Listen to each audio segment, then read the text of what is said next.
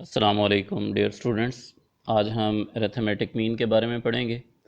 10th class का chapter number 6 जिसमें statics से रिलेटेड बहुत सारे क्वेश्चन सॉल्व किए गए हैं। उनमें से एक अरिथमेटिक मीन टॉपिक है। अरिथमेटिक मीन चैप्टर नंबर 6 की एक्सरसाइज नंबर 2 में बहुत ज़्यादा इस्तेमाल हो रहा है। जितने भी क्वेश्चन जिनमें अरिथमेटिक मीन इन्वॉल्व है 6.2 के अंदर, वो तमाम के तमाम क्वेश्चन मैंने एक साथ ही सॉल्व कर दिए हैं। तो अरिथमेटिक मीन है, arithmetic mean or simply called mean, it is a measure that determines a value observation of a variable under study by dividing the sum of all values observation of the variable by their number of observation। यानी जिस भी data को हम study कर रहे हैं, जितनी भी ऑब्जर्वेशन है, उन सब के सम के ऊपर नंबर ऑफ ऑब्जर्वेशन को डिवाइड कर देना है। We denote arithmetic mean by x bar. The sample we define arithmetic mean of n observation x bar is equal to sigma x over n, sum of all observation divided by number of observation। सबसे पहले हम ungrouped फार्मूले की बात करते हैं। तो ungrouped formula, the ungrouped data we use three approaches to find mean। these are, पहला इसका मेथड है direct method by definition. The formula under this method is given by x bar is equal to sigma x by n, sum of all observation divided by number of observation. जैसे ये पहली example है, the marks of 7 students in mathematics are follows, calculate the arithmetic mean and interpret the result.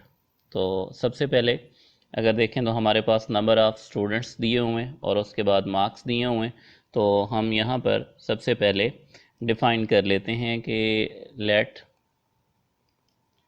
X be the marks. X जो है वो marks को represent कर रहा है। अब फार्मूला हमारे पास है sigma x bar is equal to sigma x over n. तो अब जितने भी हमारे पास एक्स हैं सारे हम ऐड कर लेंगे। तो हमारे पास पहले है 45 प्लस आगे 60, फिर 74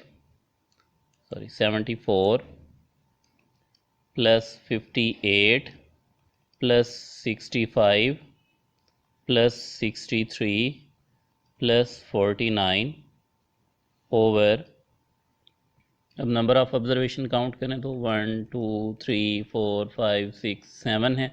7 पे हम डिवाइड करेंगे सम लेके। तो इसका सम है हमारे पास, अगर हम तमाम वैल्यू को ऐड करते हैं तो सम आएगा 414 divided by 7। So x bar is equal to हो जाएगा 59.14 और ये एवरेज मार्क्स हो गए या अरिथमेटिक मीन हो गया मार्क्स का।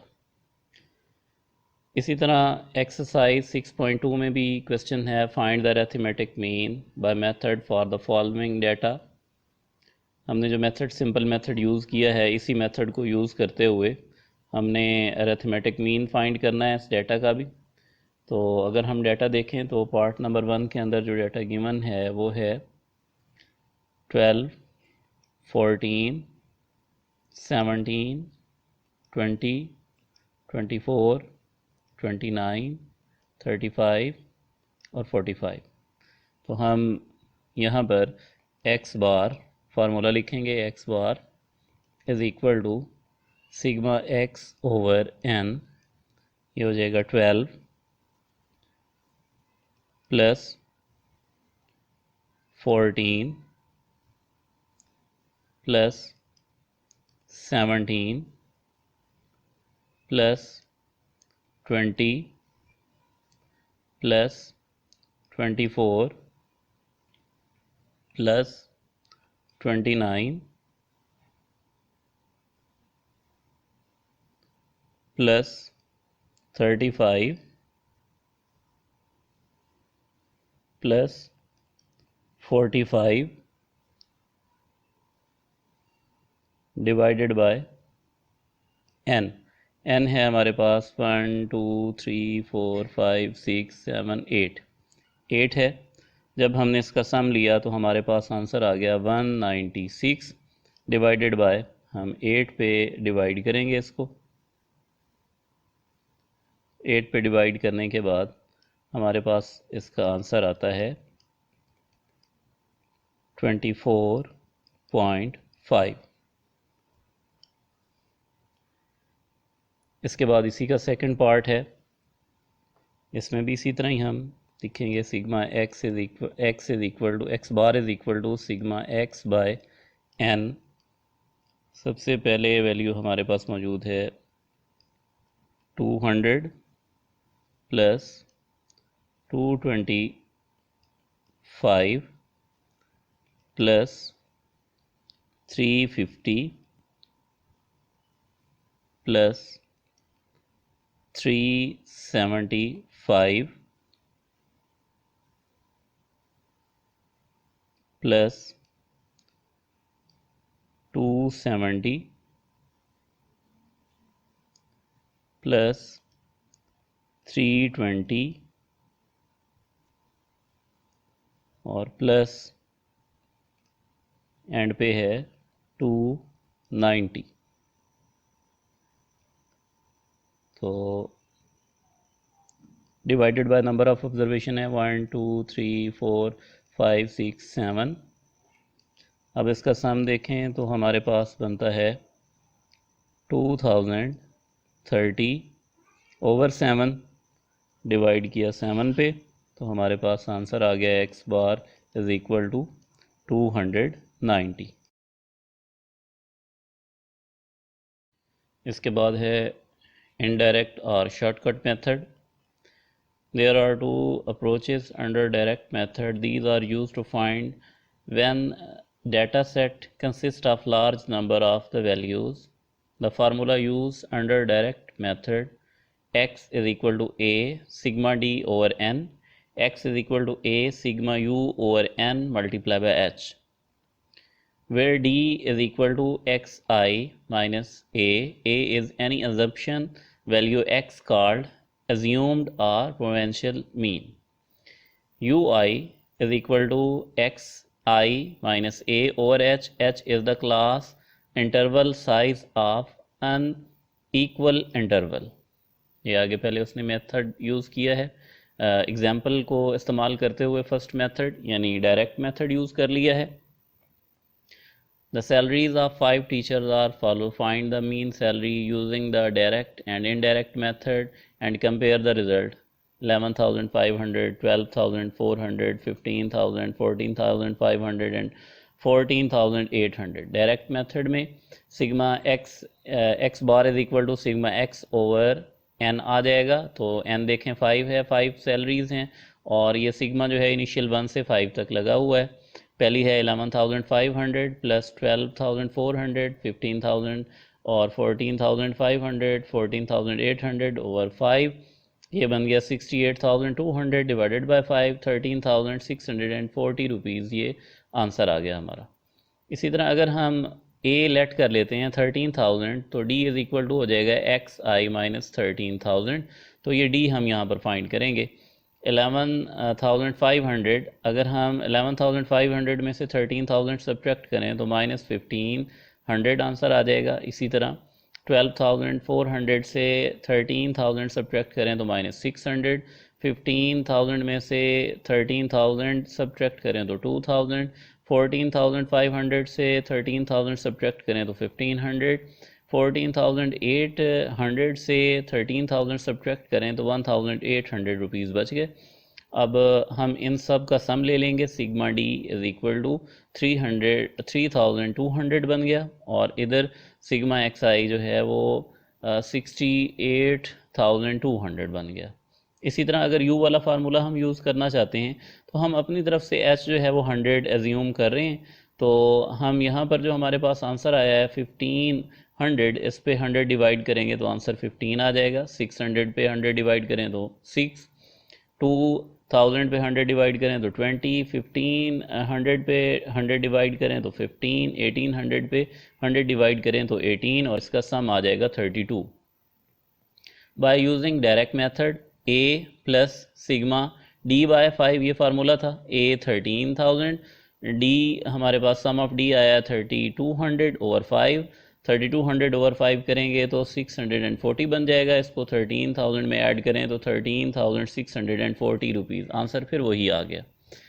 Using direct method, indirect method, और इसमें यू वाला मेथड हमने यूज़ कर लिया, उसमें 13,000 ए की वैल्यू थी प्लस 32/5, ये u ओवर n हो गया मल्टीप्लाई बाय h 100, और इसका रिजल्ट भी यही आया। मतलब हमारे पास जो भी वैल्यू हो, हम जो भी मेथड अप्लाई करें, आंसर हमारे पास सेम ही होगा। ये जो इनडायरेक्ट मेथड है, सम टाइम वैल्यूज़ बहुत बड़ी होती हैं, तो उस दौरान हमें इनडायरेक्ट मेथड की ज़रूरत पड़ती है, अदरवाइज़ इनडायरेक्ट मेथड बहुत ही कम इस्तेमाल किया जाता है। अब क्वेश्चन नंबर 4 है, ये एक्सरसाइज में से है। एक्सरसाइज का क्वेश्चन नंबर 4 वही जो क्वेश्चन 3 में हमने किए हैं, नीचे 1 और 2 पार्ट गिवन है, इनको दोबारा हमने इनडायरेक्ट मेथड से सॉल्व करना है। तो इसमें हम सबसे पहले एज्यूम कर लेते हैं कोई सेंट्रल वैल्यू 24 को एज्यूम कर लें।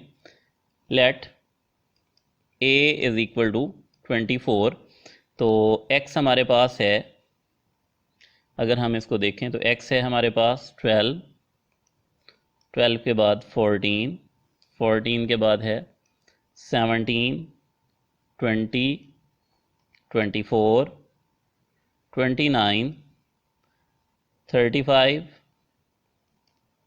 45। अगर हम n चेक करें तो इनकी काउंटिंग 1 2 3 4 5 6 7 और 8, n 8 बनता है। अब हमने d फाइंड करना है, d इज इक्वल टू होता है x माइनस a।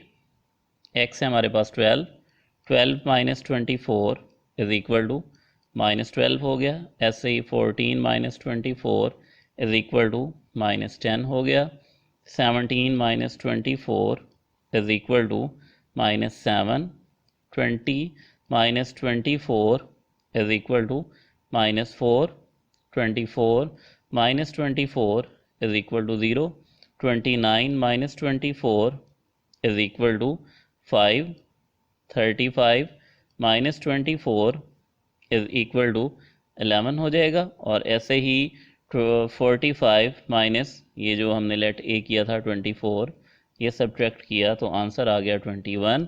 और अब अगर हम ये सिग्मा जो डी हमारे पास, ये सारे जो आंसर आए हुए हैं, इन सब को अगर ऐड करते हैं, सिग्मा डी फाइंड करते हैं, तो ये आंसर हमारे पास आता है 4। अब फार्मूले में ये सारी वैल्यू यूज़ करें, x bar is equal to a plus sigma d over n is equal to a हमने 24 लिया हुआ है, सिग्मा डी 4 आया है, n की वैल्यू हमारे पास 8 है, 24 प्लस 4/8 अगर हम सॉल्व करें तो आंसर आएगा 0.5, तो x बार का आंसर आ गया 24.5। इसी तरह नेक्स्ट जो क्वेश्चन है, इसमें भी हम वैल्यू लेट कर लेंगे a के लिए। कंजप्शन है, ये हम एज्यूम की हुई वैल्यू है। a हम ले लेते हैं कोई सेंट्रल सी वैल्यू ले लेते हैं, ये 270 ले लेते हैं, 270 a ले लिया, x हमारे पास आ गया 200, 225, 350, 375, 270, 320 और 290, यानी हमारे पास n बन गए 7। अब यहाँ हम d फाइंड करेंगे, d इज इक्वल टू होगा x माइनस a, मतलब 2000 में से 270 सब्ट्रैक्ट कर लिए, -70 आंसर आ गया। इसी तरह 225 में से 270 सब्ट्रैक्ट किए तो -45, 350 में से 270 सब्ट्रैक्ट कर लिए तो 80 आ गया। इसी तरह 375 में से 270 सब्ट्रैक्ट किए तो 105 आंसर आ गया। 270 में से 270 सब्ट्रैक्ट करें तो आंसर 0 हो जाएगा। 320 में से 270 सब्ट्रैक्ट करें तो आंसर 50, और 290 में से 270 सब्ट्रैक्ट करें तो आंसर आ जाएगा 20। अब ये सारे डी के आंसर आ गए। अब इन सब को ऐड कर लेना है, सिग्मा डी फाइंड कर लेना है। तो सिग्मा डी हो जाएगा, सबको ऐड करें तो 140। अब फार्मूले में इसको इस्तेमाल करेंगे हम। X bar is equal to a plus sigma d over n. A हमारे पास है, ए हमने लेट किया है 270 प्लस सिग्मा डी है 140 ओवर एन, एन की वैल्यू है 7।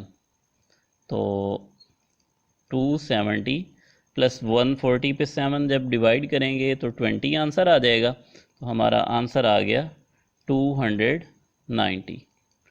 इस तरह ये क्वेश्चन सॉल्व हो गया।